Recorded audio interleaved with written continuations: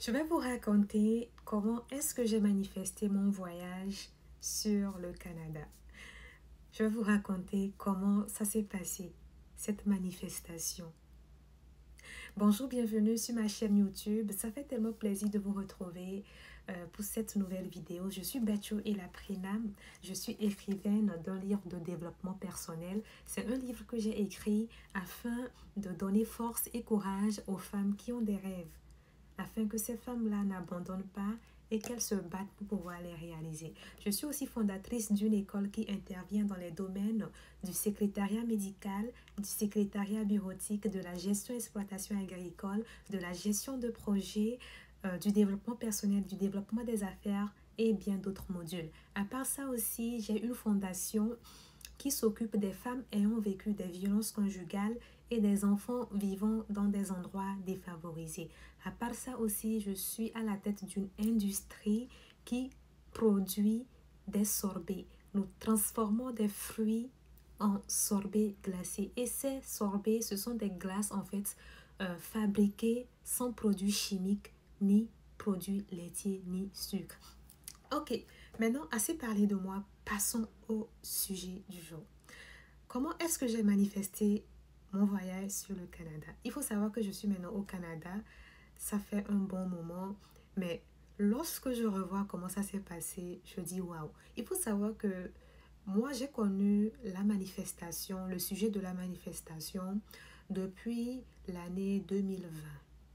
D'accord? C'est depuis l'année 2020 que j'ai connu la manifestation et c'était à travers mes lectures de certains livres de Neville Goddard. Je ne sais pas si vous connaissez Neville Goddard. Neville Goddard, c'est vraiment un pionnier de la manifestation.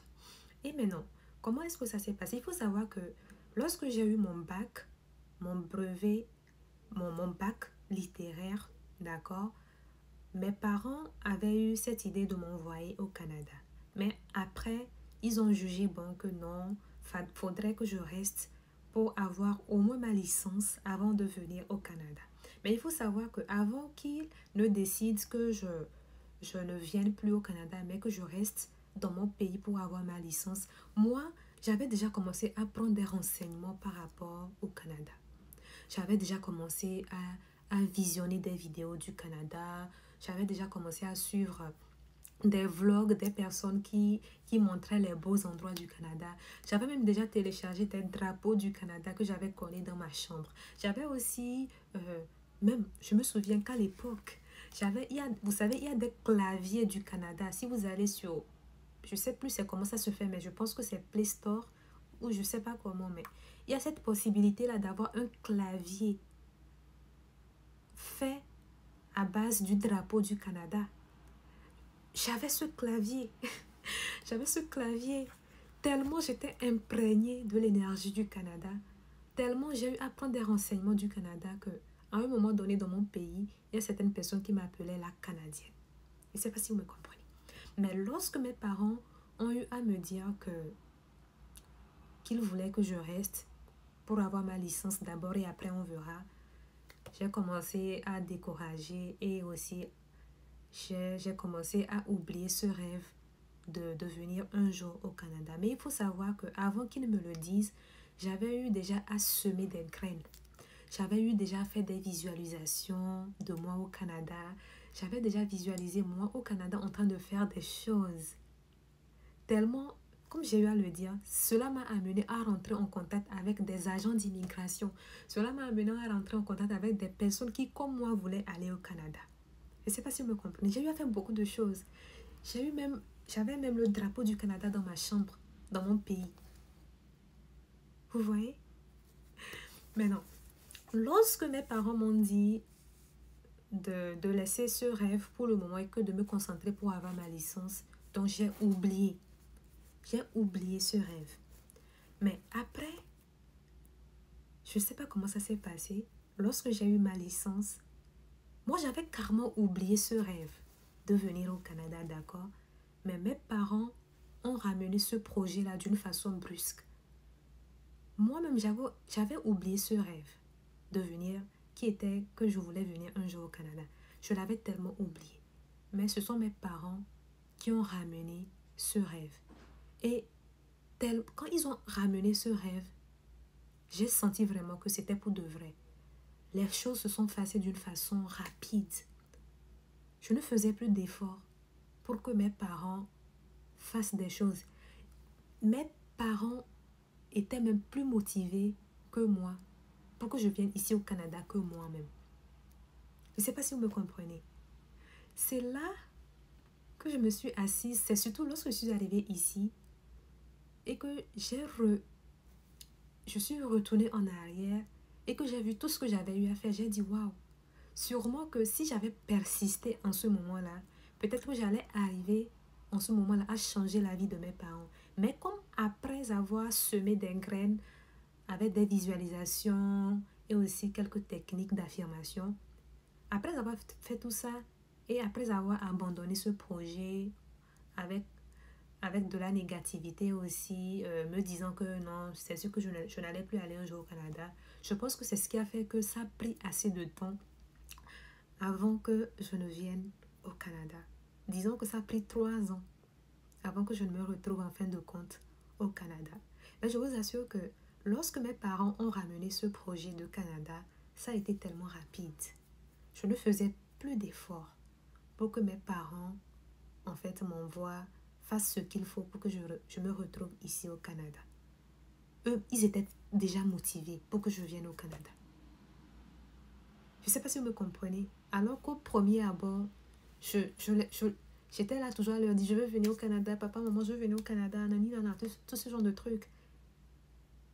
Mais lorsque eux-mêmes, ils sont venus me dire qu'ils veulent que je parte au Canada, je n'ai plus fait d'efforts. Et c'est là-bas que j'ai compris que c'est ce que j'avais semé il y a de cela 3 ans en arrière qui est en train de pousser maintenant. C'est ce que j'avais fait il y a de cela quelques années à travers mes visualisations, à travers les drapeaux de Canada que j'avais collés dans ma chambre. C'est toutes ces petites actions, toutes ces visualisations, toutes ces affirmations, tout ce que j'avais eu à semer dans mon esprit qui a fait que maintenant, c'est en train de se déclencher. J'ai compris ça parce qu'en ce moment-là, lorsque mes parents sont revenus me dire ça, en ce moment, j'étais aussi toujours à fond dans mes lectures sur la manifestation. Je suivais aussi des vidéos, mais je ne suivais plus ces vidéos dans l'intention de venir au Canada, mais c'était sur d'autres projets. D'accord? Donc, j'ai eu vraiment envie de vous partager cette expérience afin de vous dire que vraiment la manifestation, c'est quelque chose qui marche. C'est quelque chose qui marche. Et j'imagine, si je n'avais pas abandonné avec mes visualisations, si j'avais persisté, sûrement que je serais venue plus tôt. Je ne sais pas si vous me comprenez. Donc, c'est vraiment pour vous encourager. Vraiment, la manifestation, c'est quelque chose qui fonctionne quand on persiste. Quand on persiste, on n'a pas besoin de savoir quand et comment ça va se réaliser. Pas besoin de savoir quand et comment. Moi, je n'avais jamais pensé qu'un jour mes parents eux-mêmes allaient émettre cette idée que je vienne. Je ne sais pas si vous me comprenez. Donc, j'étais tellement surprise. Quand ça se fait, vous-même, vous serez surpris en fait. Lorsque ça devient réalité, vous-même, vous serez surpris. Stupéfait.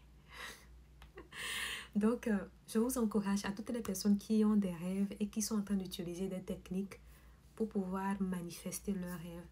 N'abandonnez pas, continuez à persister et ne vous focalisez pas trop sur le comment et le quand ça va se manifester. Non, vous faites juste votre boulot. Continuez à affirmer, continuez à visualiser, continuez à utiliser les techniques qui vous conviennent afin de permettre à ce que vous soyez en harmonie avec ce rêve que vous voulez voir devenir réalité.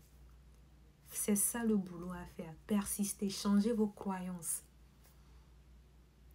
Imaginez vous en train de vivre déjà cette chose. Et maintenant, laissez à l'univers de vous amener cette chose-là au bon moment. Prenez soin de vous. On se retrouve pour une toute nouvelle vidéo. Bye. Je suis Bacho et la Prénam. Je suis écrivaine de ce livre. C'est un livre que j'ai écrit pour encourager les femmes à prendre confiance en elles et aussi à réaliser leurs rêves. À part ça aussi, je suis fondatrice d'une école qui intervient dans les domaines du secrétariat bureautique, du secrétariat médical, de la gestion exploitation agricole, de la gestion de projets, de l'informatique et bien d'autres choses. À part ça aussi, j'ai une association qui s'occupe des femmes ayant vécu des violences conjugales et aussi des enfants vivant dans des endroits défavorisés. À part ça aussi, je suis à la tête d'une industrie agroalimentaire qui transforme des fruits en sorbet glacé. Et actuellement, le sorbet glacé qui est sur le marché, c'est le sorbet fait à base de mangue et d'ananas. Ce fut un plaisir d'avoir partagé cet instant avec vous. Prenez soin de vous. Bye.